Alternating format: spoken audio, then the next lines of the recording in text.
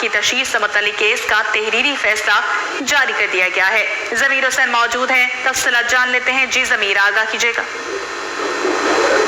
जी बिल्कुल, इंसदाद दहशतगर्दी की अदालत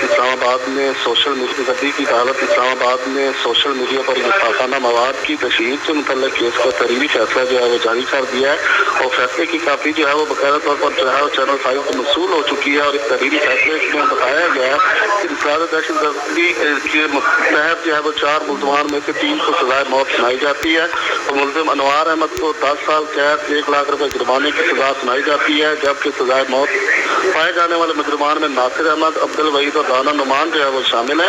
तीनों मुजरमान ने तौहीन रिसालत पर सजाए मौत इनको जो है वो तहरीरी फैसले में सुनाई गई है।